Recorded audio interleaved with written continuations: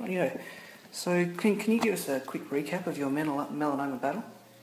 Basically, I just turned 22 and was playing waffle footy for Peel Thunder at the time when I developed a big golf ball sized lump on the side of my face, and given I'd played footy a couple of days earlier, I thought I must have got a bit of a knock, but after a series of tests that thing in my neck turned out to be secondary melanoma. So at the age of 22, back in 2005, I was faced with secondary cancer.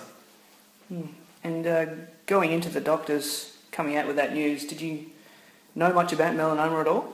All I knew about melanoma is that it was skin cancer, so I didn't really understand what it meant by secondary melanoma, and I then found out that secondary melanoma was the fact that it had spread through my body. So at that stage it was a lot more life-threatening than just something on the skin that you could cut out. And over the course of the last nearly 7 years, I've had 34 secondary melanoma cancers removed from throughout my body.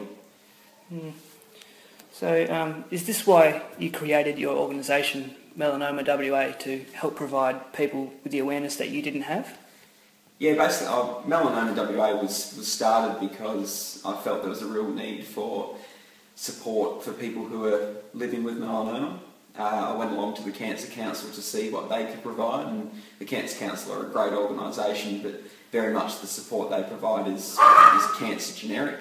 And so, I might start that bit again, just for the dogs. Yeah, so Melanoma WA was initially created to provide support to people with melanoma.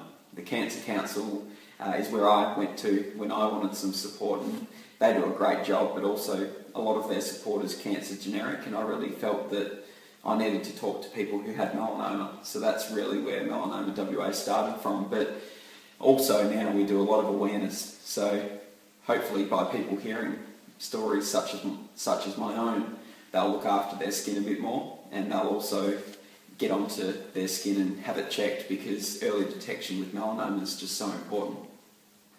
Do you feel that melanoma people are more aware of it nowadays than it was 7 years ago when you were first diagnosed? Yeah, I think when I was first diagnosed, there wasn't the community awareness like there is now. I think people are starting to understand that melanoma can be something that's just a bit more than just having something cut out of your skin and away you go. It can be quite life-threatening, and I think people are starting to get that. And I think people are starting to understand that what they do out in the sun does make a difference. So hopefully we're getting there slowly, but with organisations like the Melanoma WA and also the Cancer Council, hopefully we're getting on top of it. And summer's just around the corner, only a couple of months away. What advice do you have for beachgoers that are going to be sitting in the sun for long hours at a time? I think if people are going to the beach, they really need to make sure they take those prevention, the slip, slop, slap message, take those kind of things with you. Take a hat, take the sunscreen, really protect your skin, because what we do know is the amount of sunburns we have to the point of our skin peeling over the course of our lives just heightens the risk of us developing skin cancer and melanoma. So we want people to still go outside, enjoy the sun, but still respect it, and make sure that they come home without a sunburn, because we really don't want them to get melanoma or skin cancer.